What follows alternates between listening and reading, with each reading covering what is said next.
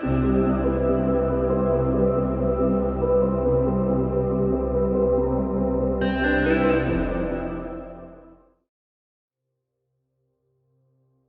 vida después de la muerte, de William Walker Atkinson. ¿Es la muerte el final de la vida o parte de una vida más amplia que la que pueda llegar a admitir nuestra lógica racional? ¿Por qué le tenemos tanto y nos cuesta convivir con la idea de otros planos de existencia? ¿Existe una relación entre el mundo astral y lo que venimos a hacer a esta vida? ¿El alma se nos presenta cuando morimos o existe desde nuestro propio nacimiento? Considerar encarnación a lo que cada uno llama su propia vida ¿implica que después de muertos reencarnaremos en otros cuerpos? ¿Qué es lo que muere? ¿Qué es lo que vive? La vida después de la muerte. Una obra clásica de la que se vendieron millones de ejemplares en más de 30 idiomas. Aborda estas preguntas desde la conciencia de una existencia infinita. Yogi Ramacharaka es un maestro hindú del siglo XIX, cuyas enseñanzas fueron recogidas por el abogado norteamericano William Walker Atkinson, que nació en el 1862 y murió en el 1932. Fue un divulgador de temas de espiritualidad y metafísica. Yogi Ramacharaka, el nombre que aparece como autor de este libro, en verdad corresponde a dos personas. Es el seudónimo que eligieron en homenaje al maestro de uno de ellos, Ramacharaka, un buscador nacido en la India en 1799, que recorre innumerables kilómetros a pie, buscando escritos de antigua sabiduría. Lamasterios, monasterios y bibliotecas privadas de varias realezas y familias muy ricas le permiten consultar sus tesoros bibliográficos. En 1865, tras muchos años de búsqueda y visitas a lugares sagrados en los que podía ayunar, meditar y decantar la vasta información recogida, Ramacharaka encuentra las bases de su filosofía. Es en esa época que acepta como alumno a Baba Bharata, un niño de 8 años proveniente de una familia de brahmines. Juntos vuelven a recorrer los caminos que el maestro ha realizado en su juventud, y en esos viajes Ramacharaka adoctrina al muchacho con su filosofía. En 1893, al percibir que su paso por esta vida se está cerrando, Ramacharaka da a su alumno una misión. Lleva este conocimiento al Nuevo Mundo. Baba Bharata llega a Chicago en 1893, mientras se prepara la Exposición Mundial de Columbia, y es invitado a dar conferencias. Sus disertaciones son un éxito instantáneo. Personas llegadas de todas partes del mundo para visitar la feria se entusiasman con lo que dice. Muchos de ellos se convierten en sus seguidores y le piden que comience una nueva religión. Bharata acepta escribir acerca de los temas sobre los que diserta. Cerca de 1900 conoce a William Walker Atkinson, un abogado oriundo de Pensilvania. Acuerdan que Bharata proveerá el material y Atkinson la habilidad para redactar, y que atribuirán sus textos a Yogi Ramacharaka. Los libros escritos en colaboración se vuelven muy conocidos en todo el mundo y se reeditan permanentemente en muchos idiomas. Acerca del más allá. No es posible encender en otros seres la llama que iluminó todos los caminos del hombre sobre la tierra sin tener en cuenta y de una manera viva el problema de lo que vendrá después de la muerte. Es de todo punto imprescindible anotar que un vivo temor, fuera de toda lógica, asalta a los occidentales cuando se enfrentan con la proximidad de la otra orilla.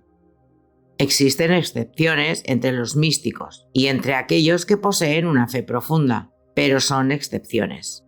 Lo corriente es que el ala del terror se apodere de aquellos que se hallan en el trance de abandonar el mundo.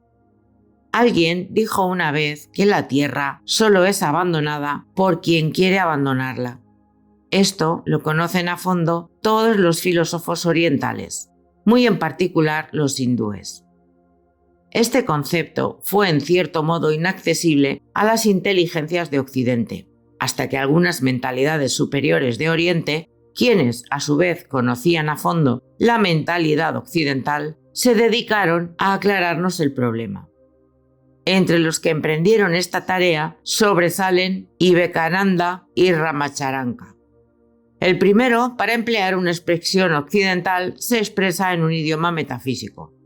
El segundo es eminentemente práctico, por cuanto ha comprendido más de cerca las necesidades de Occidente.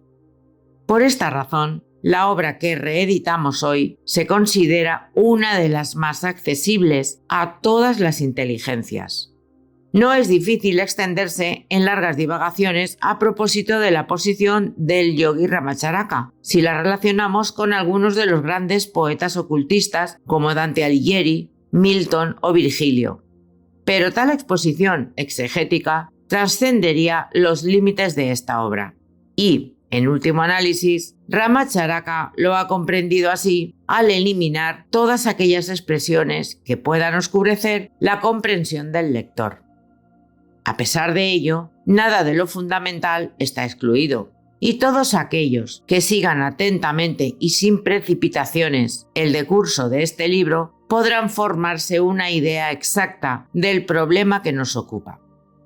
En todo caso, nada más confortador que llegar por anticipado al convencimiento de que la muerte no es otra cosa que un tránsito y que solo depende de nosotros asomarnos a él sin que abrumadoras telarañas nos enturbien el espíritu. Y esto lo aprueba el yogi Ramacharaka. Lo hace de manera sencilla y concluyente, como nos prueba también que existe una medida de la vida que es inseparable del paso postrero, porque tal paso no es más que el acceso a planos que nos llevan, como D'Annunzio quería, hacia una más vasta vida. Capítulo 1. El más allá. Una de las preguntas que con más frecuencia escuchan los instructores de la sabiduría oriental es: ¿qué enseñáis acerca del más allá de la muerte? Al ocultista experimentado siempre le parece extraña esta pregunta, pues le produce el mismo efecto que si le preguntaran a cualquiera: ¿qué enseñáis acerca de la acera de enfrente de la calle? Desde luego, que mayúscula fuerza la extrañeza de quien escuchará semejante pregunta, pues para saber lo que hay en la acera de enfrente de la calle, le bastará al interrogador verlo con sus propios ojos.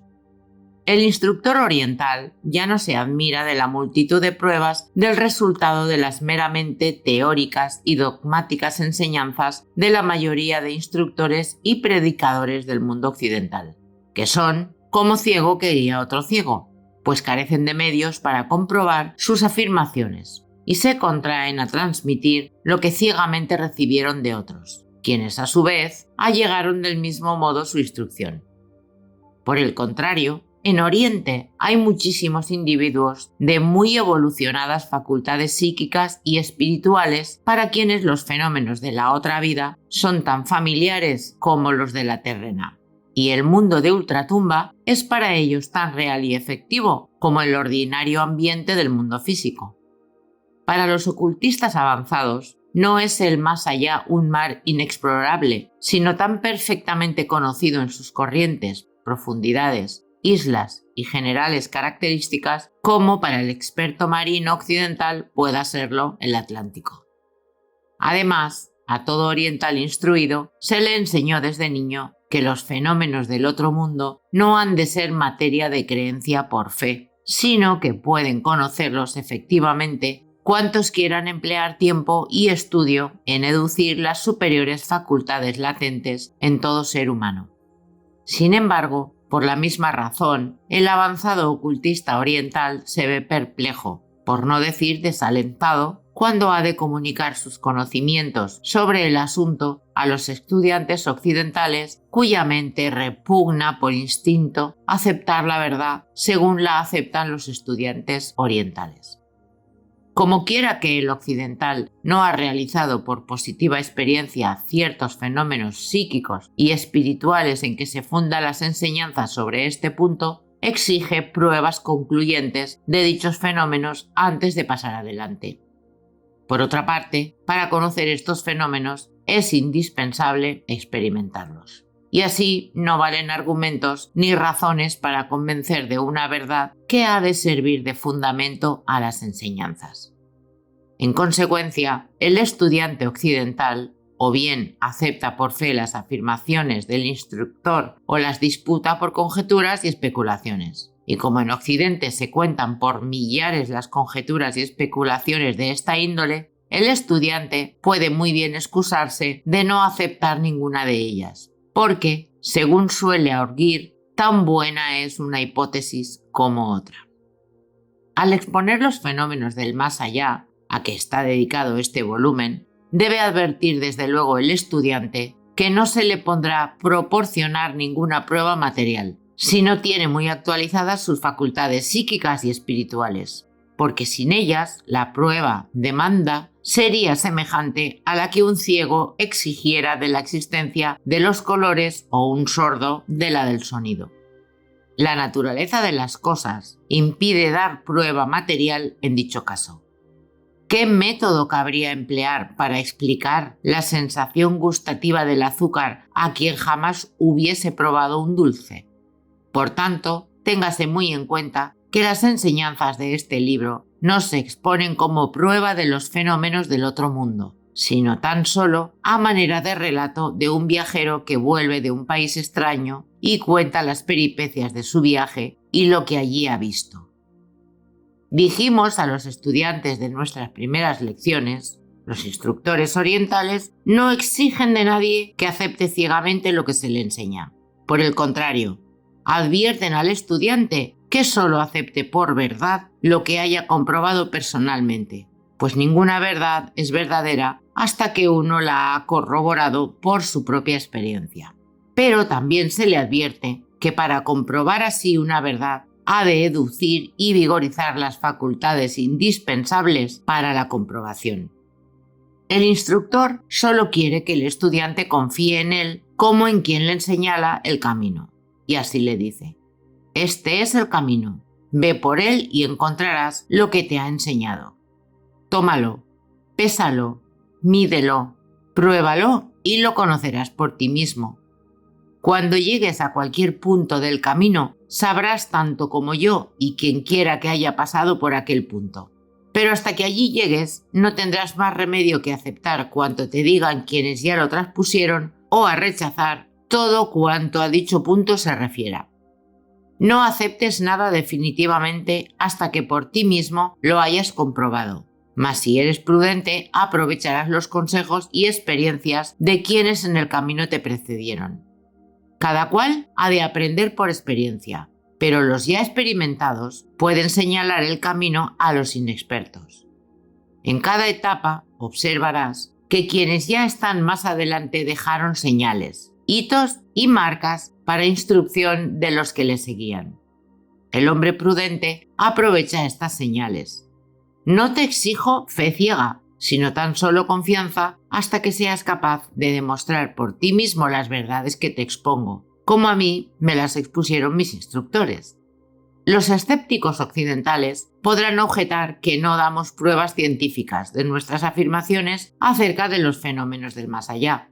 Si por pruebas científicas se entiende las de la ciencia física, estamos de acuerdo en que no las aducimos. Mas para los ocultistas avanzados, el adjetivo científico tiene un significado mucho más amplio.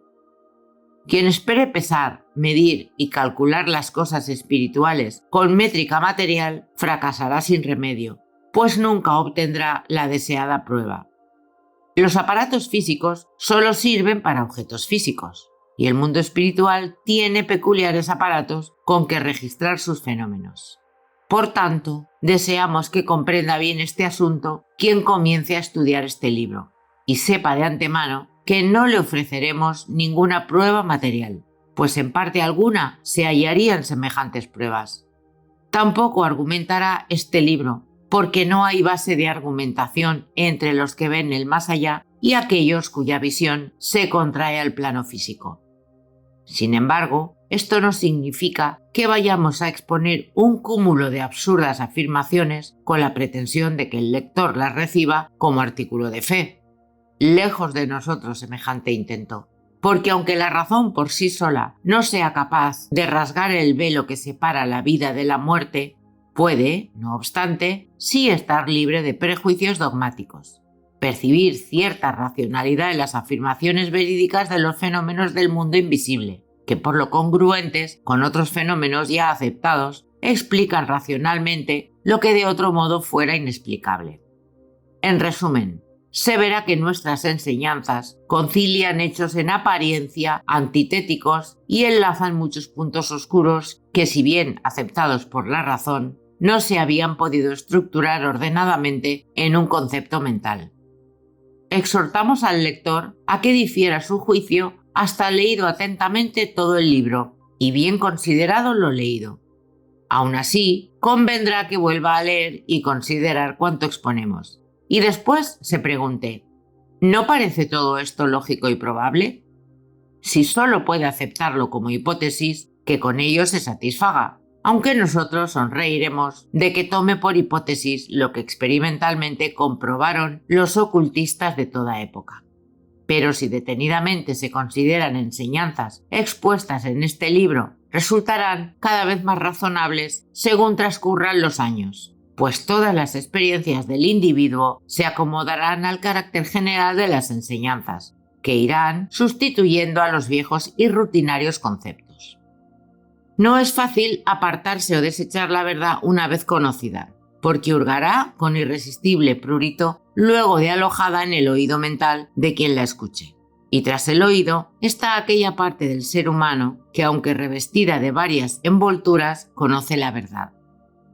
Por mucho que la niegue, el individuo no podrá sustraerse a la verdad una vez que su semilla le haya caído en la conciencia, porque la nutrirá la subconsciencia y el tiempo oportuno brotará y florecerá. De suerte que no importa si el lector es capaz de asimilarse las enseñanzas, desde luego, porque largo es el tiempo y cada cual lo tendrá de sobra para madurar la lección. Al fin y al cabo, toda enseñanza no es más que un procedimiento de siembra.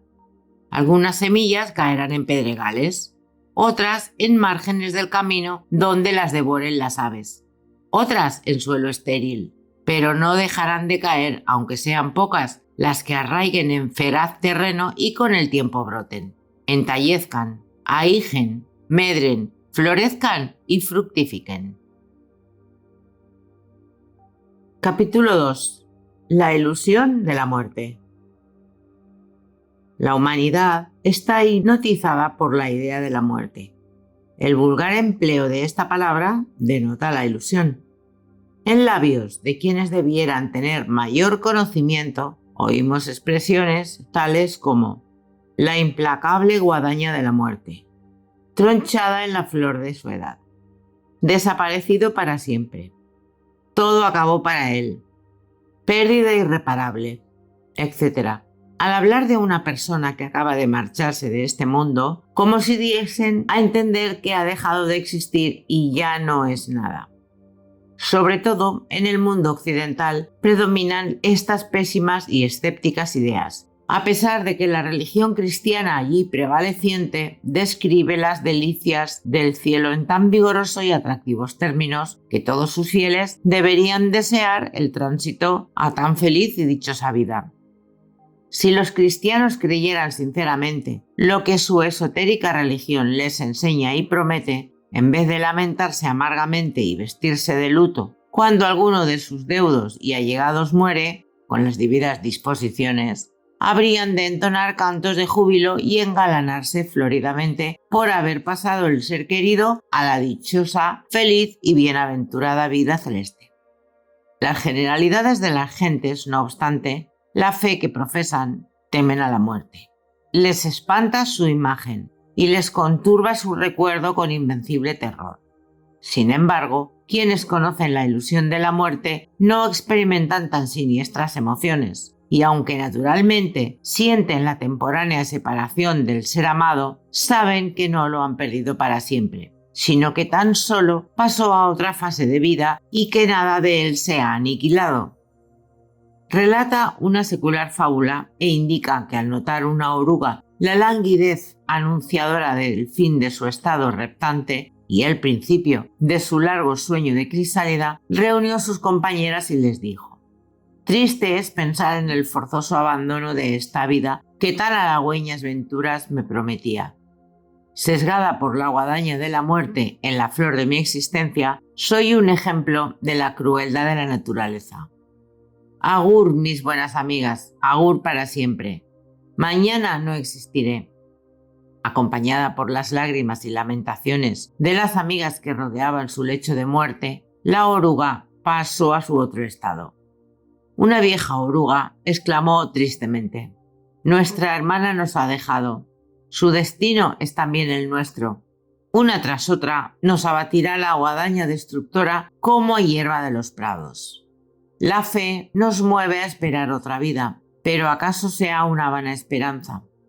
Ninguna de nosotras sabe nada de cierto sobre otra vida. Lamentamos el común destino de nuestra raza». Y después se marcharon todas tristemente.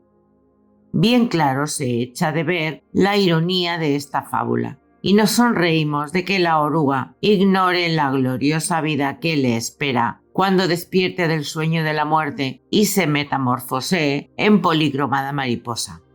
Pero no hemos de sonreírnos, porque todos tenemos la misma ilusión que la oruga.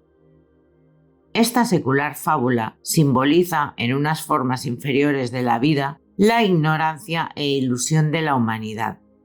Todos los ocultistas reconocen en los tres estados de oruga, crisálida, mariposa, una imagen de la transformación que aguarda a cada ser humano, porque la muerte para el hombre no es más que el estado de crisálida para la oruga. En ninguno de ambos casos cesa la vida por un instante solo, sino que persiste mientras la naturaleza efectúa sus transformaciones. Aconsejamos al lector que se asimile la moraleja de esta fábula, que indica que de siglo en siglo y de generación en generación aprenden los niños hinduistas. Estrictamente hablando, desde el punto de vista oriental, no existe la muerte. Este nombre es una mentira y su idea una ilusión nacida de la ignorancia. No hay muerte, solo hay vida con muchas fases y modalidades, a una de las cuales llaman muerte los ignorantes.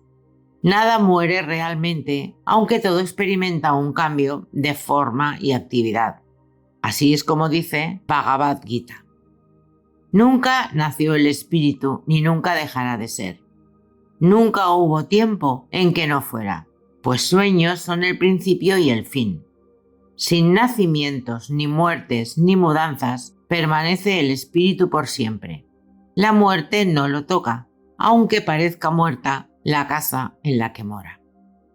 Los materialistas arguyen frecuentemente contra la inmortalidad del alma, diciendo que todo en la naturaleza se disuelve y destruye. Si así fuese, resultaría lógico inferir de ello la muerte del alma, pero en verdad no hay nada semejante porque nada muere realmente. Lo que llamamos muerte o destrucción, aún del más insignificante ser inanimado, no es más que un cambio de forma o condición de su energía y actividades. Ni siquiera el cuerpo muere en el estricto sentido de la palabra. El cuerpo no es una entidad, sino un agregado de células que sirven de vehículo a ciertas modalidades de energía que las vitalizan.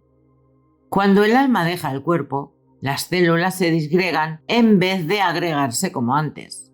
La unificante fuerza que las mantenía agregadas retiró su poder y se manifiesta la actividad inversa. Ha dicho acertadamente un autor: no está el cuerpo más vivo que cuando muerto. Y ha dicho otro autor: la muerte no es más que un aspecto de la vida, y la destrucción de una forma material es el preludio de la construcción de otra.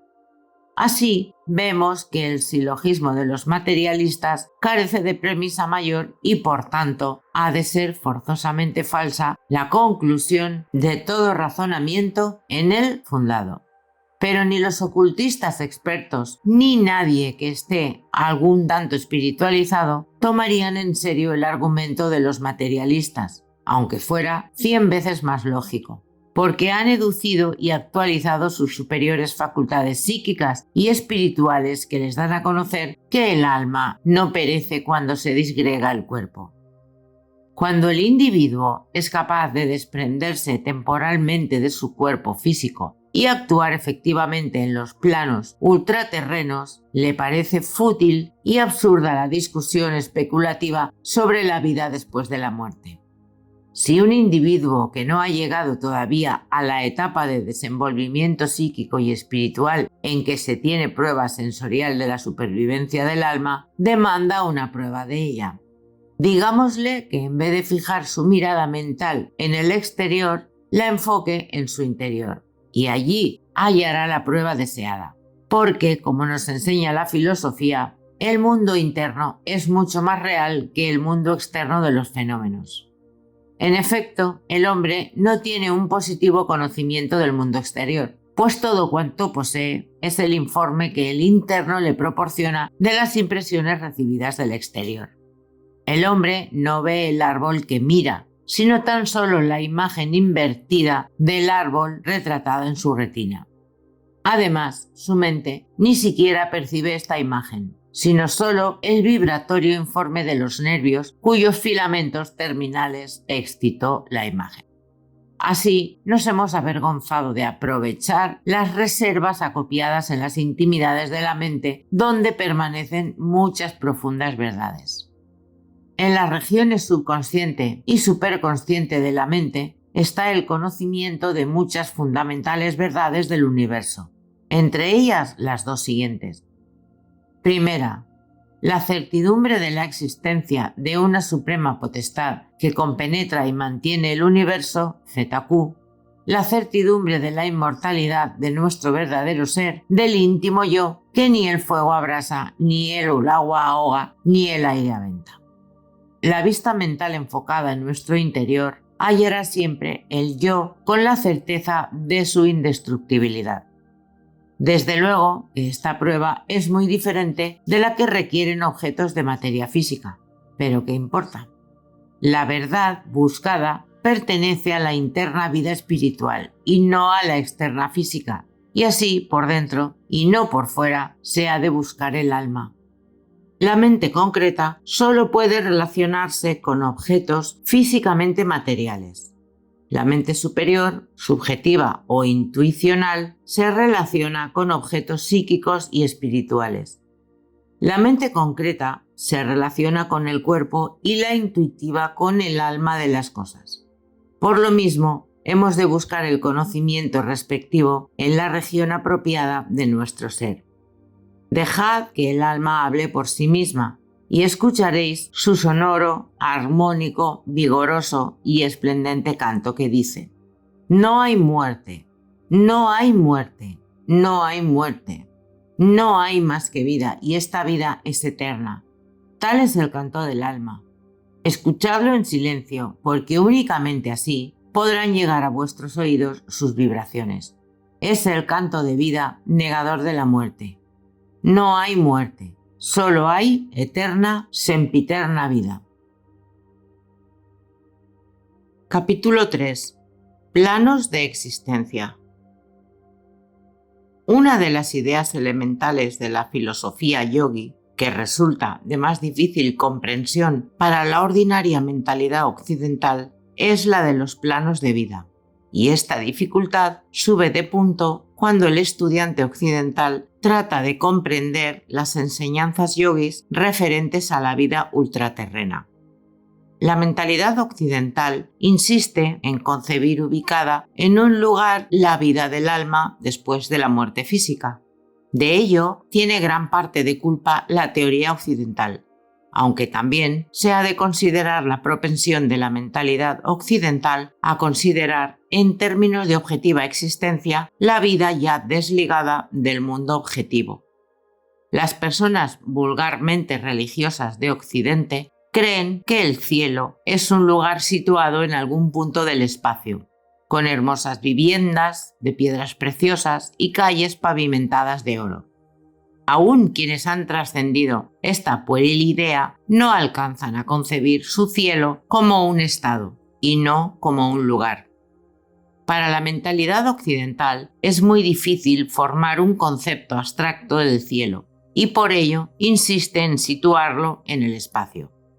Por el contrario, la mentalidad oriental concibe muy fácilmente la idea de los diversos planos de existencia. Siglos de familiaridad mental con este asunto han dado lugar al concepto de los planos y tan definida claridad como en Occidente al del lugar. Hemos encontrado pensadores occidentales que sonrientes confesaron que no podían separar sus conceptos de planos del de una capa o superficie plana de sustancia material, pero este concepto es tan erróneo como el de lugar. Por plano se entiende un estado de conciencia y no un lugar en cualquier sentido que se tome esta palabra. Así pues, conviene eliminar la idea de lugar de la de plano. Un plano es la condición o estado de actividad de la energía espiritual en que el cosmos vive y se mueve y tiene su ser. En determinado punto del espacio puede haber varios planos de actividad.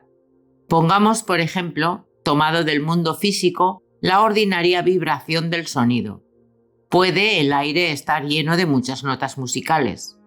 Cada nota corresponde a un grado de vibración acústica. Las notas ocupan la misma posición en el espacio y, sin embargo, no se entorpecen unas a otras en cuanto a la ocupación de lugar en el espacio. Es un axioma de física que dos cuerpos materiales no pueden ocupar el mismo lugar a un mismo tiempo, pero millares de vibrantes notas pueden ocupar el mismo lugar al mismo tiempo, como sucede cuando una nutrida orquesta interpreta una composición musical. Muchos instrumentos suenan a un mismo tiempo e innumerables vibraciones llenan el aire. Sin embargo, el que escucha puede fijar su oído en determinado instrumento y aún percibir ciertas notas. No se pierde nota alguna, y a despecho de ello, todo el volumen orquestal se manifiesta en el pequeño espacio del tímpano auditivo. Este símil es algo tosco, pero puede servir para que la mente se acostumbre a formar un verdadero concepto de un plano.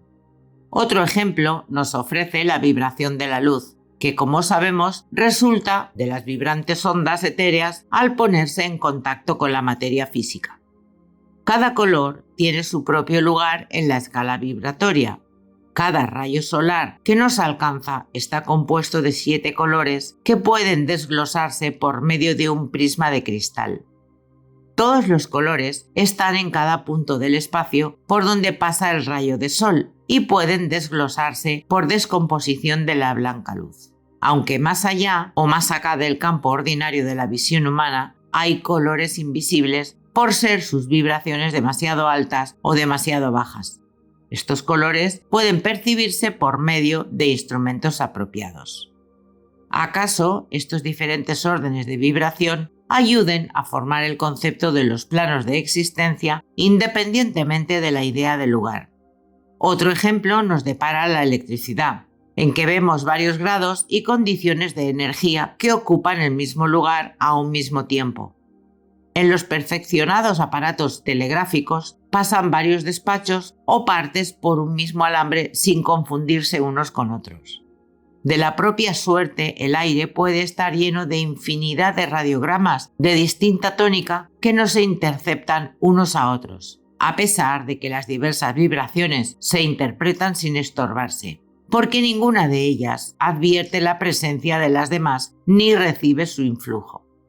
De igual manera, cabe concebir una docena de mundos que ocupan el mismo lugar en el espacio, pero cada uno con diferente tónica de vibración material, de suerte que los seres vivientes en uno de dichos mundos desconozcan completamente la existencia de los seres vivientes en los demás mundos. Algunos autores científicos han descrito fantásticos relatos de índole jocosa sobre los diversos mundos, sin darse cuenta de que con ello simbolizan una verdad metafísica. Cabe preguntar a modo de objeción, ¿Enseña la filosofía yogi que los planos de vida son diversas modalidades vibratorias de materia? De ningún modo. Lejos de eso, la enseñanza es que cada plano representa un grado distinto de energía vibratoria, pero no de materia. La materia, aun en su más sutil modalidad, es muy baja modalidad de energía vibratoria. Hay materia tan superiormente sutil respecto de la más sutil que hoy conocen los físico-químicos, como esta lo es respecto de la más compacta y dura roca. Allende el plano de la materia se elevan plano sobre plano de supermaterial energía, que ni en sueños son capaces de sospechar los físico-químicos. Sin embargo, para eficacia del ejemplo cabe decir que es posible imaginar todos los planos a un tiempo en el mismo punto del espacio. Así vemos que el concepto de plano nada tiene que ver con el de espacio. De lo expuesto, inferirá el lector que al hablar de los planos de existencia extraterrena no indicamos en modo alguno lugares o regiones de espacio. La filosofía yogi no tiene nada que ver con las doctrinas que suponen determinados lugares para el cielo, el purgatorio, el infierno, el limbo o sus análogos según las diversas religiones esotéricas. No admite semejantes lugares como tales lugares, pero reconoce el virtual fundamento de las enseñanzas respecto a ellos.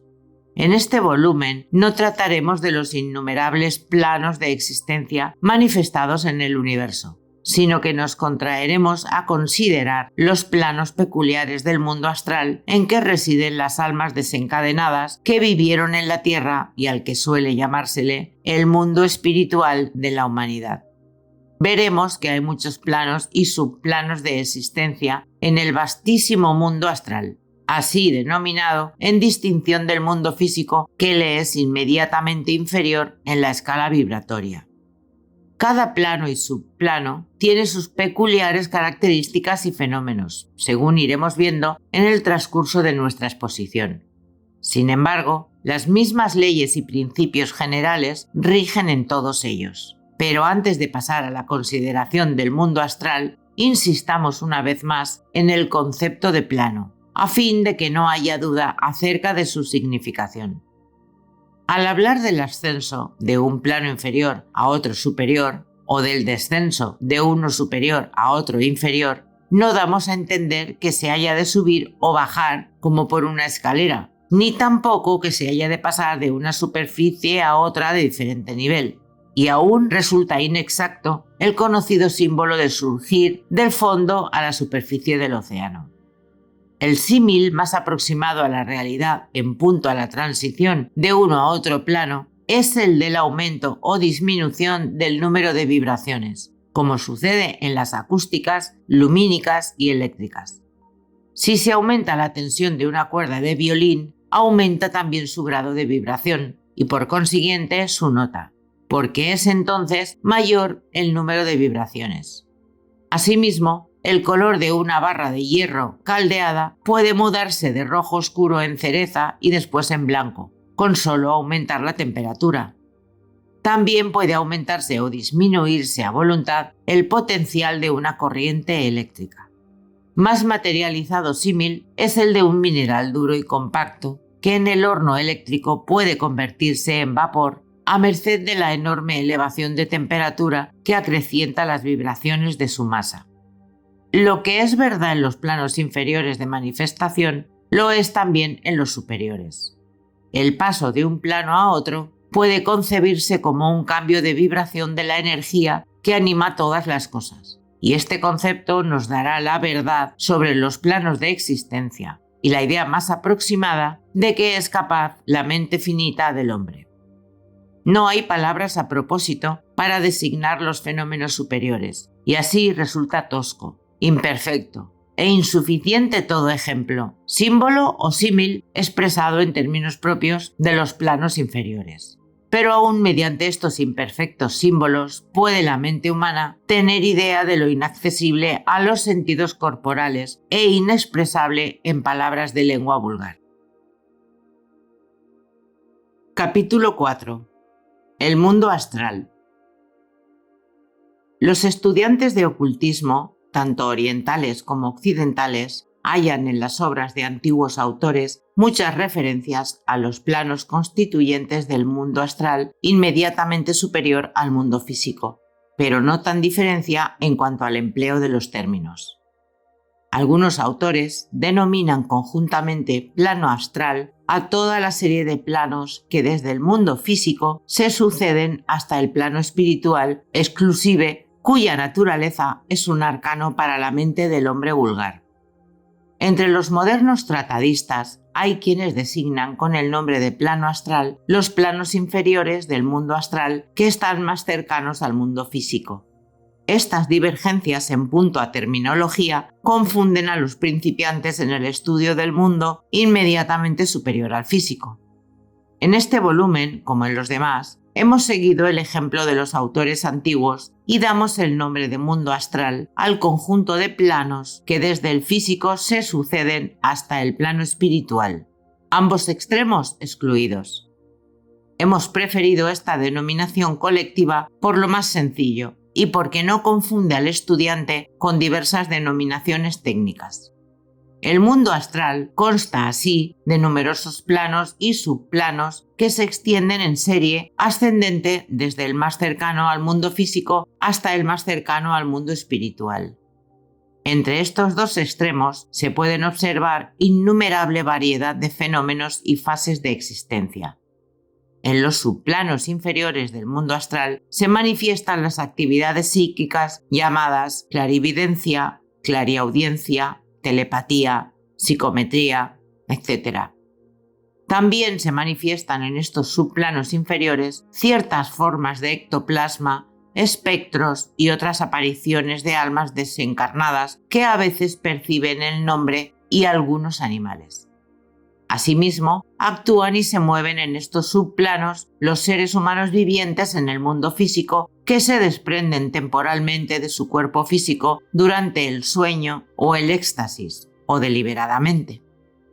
Los colores astrales son los de las auras que circuyen el cuerpo físico de todo ser humano y se manifiestan en algunos subplanos del astral.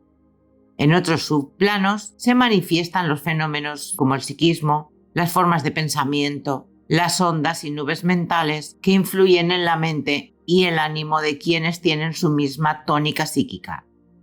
Mencionemos todo esto a título de información general y sin entrar en pormenores, porque ya hemos tratado de estos fenómenos en otras obras. Algunos subplanos inferiores del mundo o plano astral son muy repulsivos y desagradables para el hombre inexperto. El ocultista rehúye y esquiva todo lo posible, y aconseja a los novatos y entremetidos en ocultismo que eviten estos subplanos del astral tan psíquicamente miasmáticos como evitarían los parajes pantanosos y palúdicos del plano físico. Muchos se perjudicaron gravemente por haber penetrado en estos ínfimos subplanos sin exacto conocimiento de ellos. Y no pocos se lisiaron de cuerpo y mente por la imprudencia de haber establecido condiciones psíquicas que los forzaron a actuar en dichos subplanos. A estos imprudentes se les puede aplicar el antiguo adagio que dice: los locos se meten donde temen entrar los ángeles. Algunos subplanos inferiores del astral están llenos de las formas astrales de los desencarnados que todavía sienten afición a las cosas terrenas.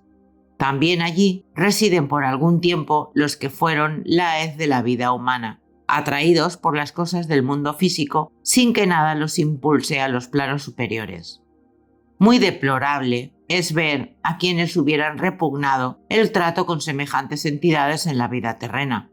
Admitan con ellas comunicación psíquica en el mundo astral, creyendo que son espíritus bienaventurados y almas benditas. Fácilmente se comprende la ingrata sensación experimentada por las personas sinceras cuando asisten a las sesiones en que se comunican con los espíritus, si se conoce la verdadera índole de las entidades que habitan en los subplanos inferiores del astral. Algunas de ellas son tan truanas que frecuentemente se fingen parientes y amigos del que evoca a los difuntos.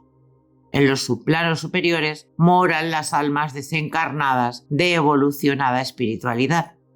Gradualmente se eleva el nivel de los subplanos y planos hasta llegar al de la temporánea morada de los que alcanzaron un alto grado de espiritualidad.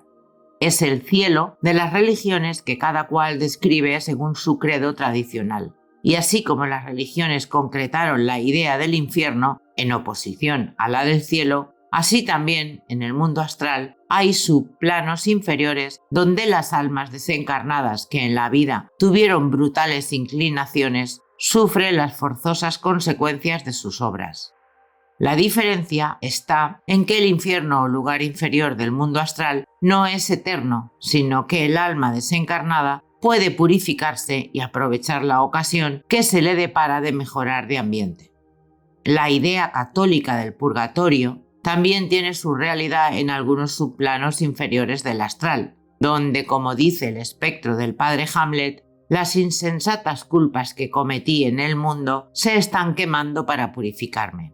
Pero no las quema un fuego material, sino que basta el del remordimiento. Así vemos que en el conjunto del mundo astral se encuentran casi todos, si no todos los conceptos religiosos referentes a la escatología del hombre, en todos los tiempos y países. Estos conceptos no fueron hijos fortuitos de la fantasía, sino resultado de las experiencias de quienes se relacionaron psíquicamente con algunos subplanos astrales, y cada cual, según su temperamento e inclinaciones, refirió cuanto había experimentado, y lo referido se introdujo en las enseñanzas religiosas. Conviene advertir que cada religión tiene su peculiar idea de los lugares a donde van las almas de los difuntos, y aunque las descripciones varían notablemente, coinciden en algunos puntos. Más adelante veremos cómo se obtuvieron informes del mundo astral y cómo cabe sincréticamente armonizarlos. La palabra astral significa lo relativo o perteneciente a los astros, y se empleó en un principio porque creían las gentes que el otro mundo estaba situado más arriba de las nubes, en la región que entonces se llamaba Siderea o de las estrellas. Aún en nuestros días, a pesar de que la idea del cielo como un lugar se ha desvanecido de la mente de los discretos, todavía al hablar del cielo es costumbre levantar la vista o señalar un punto lejanísimo y altísimo para indicar la morada de los bienaventurados. Dificilísimo es desvanecer los rutinarios conceptos de la humanidad. Y aunque sabemos que en el universo no hay arriba ni abajo, ni derecha ni izquierda, persiste el racial hábito de suponer los planos superiores del alma, tan altos como las estrellas. Análogamente, ha persistido el calificativo astral en nuestra terminología. De nuevo, advertimos al lector que no confunda la idea del plano astral con la de uno o varios lugares. El plano astral no es un lugar determinado, ni está arriba ni abajo, ni en ninguno de los 4 puntos cardinales. No se extiende en ninguna dirección definida y, sin embargo, se extiende en todas direcciones. Siempre es un estado o condición y nunca un lugar. Es una fase o grado de vibración y no una parte de espacio. Son sus dimensiones las del tiempo y no las del espacio. Si empleamos los términos reino, región, alto, bajo, superior, inferior, es en sentido figurado, como si dijéramos un alto o bajo grado de vibración. Creemos necesario insistir en esta advertencia, porque la mayoría de los estudiantes incurren en el error de identificar la idea de plano con la de lugar, cuando no hay asociación mental entre ambos. Capítulo 5. Después de la muerte. Una de las preguntas más frecuentes de quienes comienzan a interesarse por el misterio de la otra vida es: ¿qué le sucede al alma inmediatamente de salir del cuerpo? Muy deplorables son las respuestas que dan a esta pregunta muchas de las tituladas autoridades en el asunto. En verdad, es muy peligroso el conocimiento deficiente. Las personas vulgares se figuran que en cuanto el alma se desprende del cuerpo físico, entra en un nuevo mundo de actividad, en un maravilloso país de extrañas y misteriosas escenas. Muchos esperan encontrar después de la muerte a los seres queridos que les precedieron en la partida de este mundo. Si bien es verdad que hay algo de cierto en todo ello, también es verdad que inmediatamente después de la muerte del cuerpo físico ha de experimentar el alma una muy diferente condición. Consideramos lo que le sucede al alma inmediatamente antes y después de separarse del cuerpo. El moribundo experimenta generalmente un gradual entorpecimiento de los sentidos corporales. Se debilitan la vista y el oído, y la vida del moribundo parece la llama de una candela cercana a la extinción. En muchos casos, este es el único fenómeno de la proximidad de la muerte, pero en otros muchos casos, a medida que se debilitan los sentidos físicos, se agudizan los psíquicos. A veces los moribundos manifiestan lo que en aquel momento sucede en otro aposento de la casa o en algún punto lejano. La clarividencia suele acompañar a la cercanía de la muerte y a veces también la clariaudiencia, de modo que el moribundo ve y oye lo que pasa en lugares distantes. Multitud de casos registran las sociedades de investigaciones psíquicas y se relatan en el seno de las familias en que el moribundo fue capaz de proyectar tan vigorosamente su personalidad que los parientes y amigos a la sazón en puntos lejanos vieron efectivamente su espectro y en algunos casos conversaron con él. Las escrupulosas comparaciones de tiempo demostraron que casi siempre la aparición espectral ocurrió antes de la muerte física de la persona. Desde luego, se conocen casos en que el intensísimo deseo del individuo lo capacitó para proyectar su forma astral ante alguien por allí cercano inmediatamente.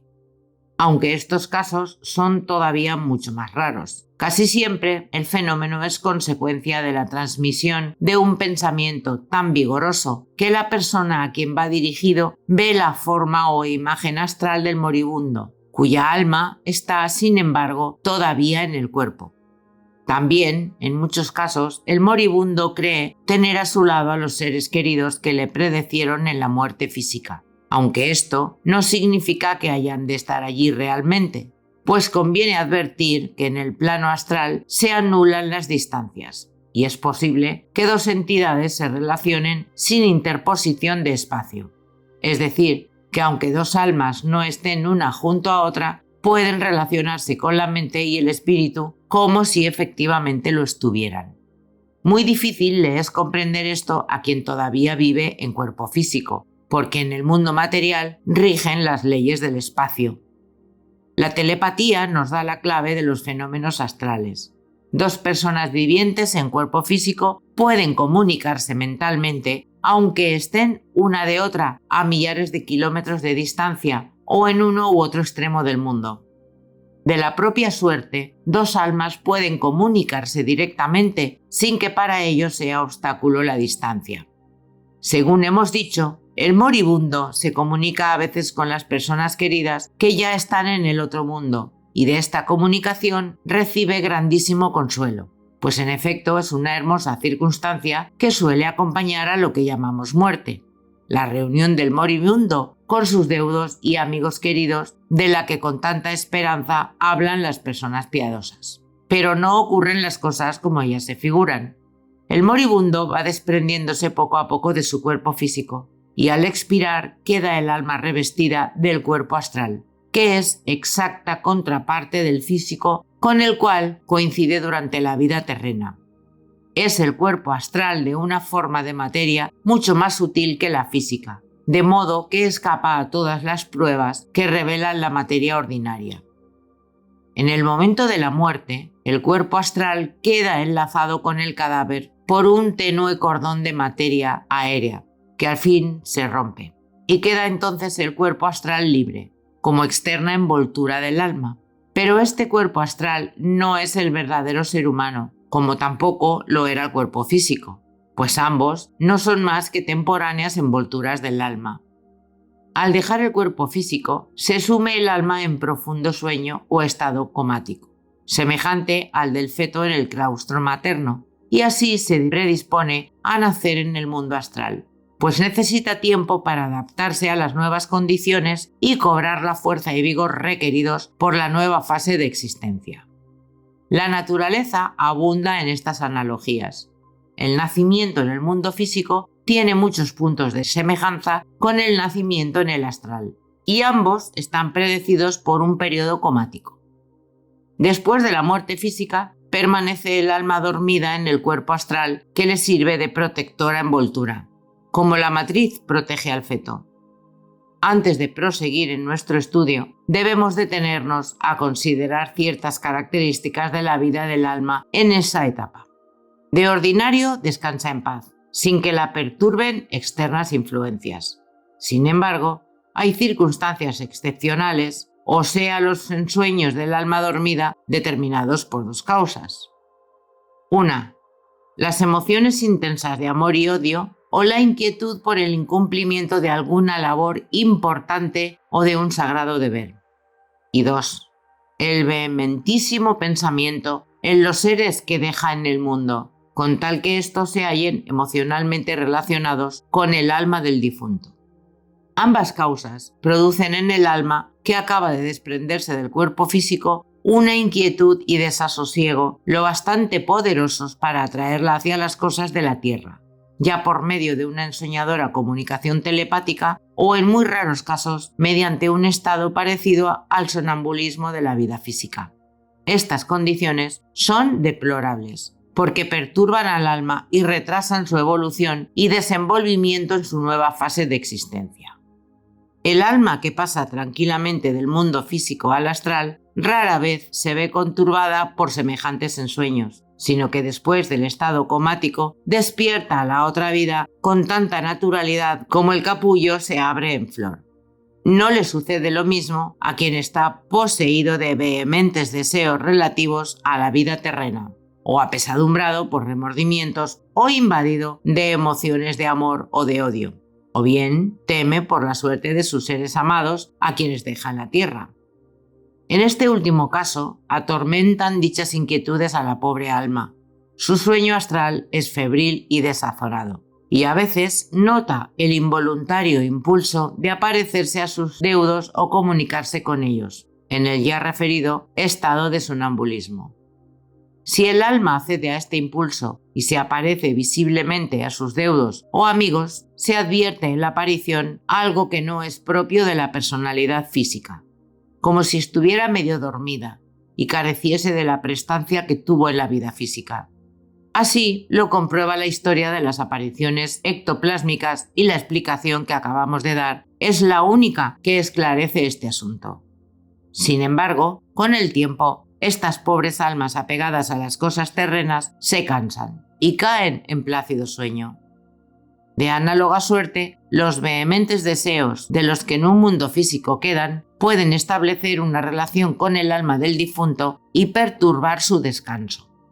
Muchas personas bien intencionadas establecieron con su intenso deseo dicha relación, sin tener en cuenta que de tal modo retardaban la evolución del ser querido en el mundo astral.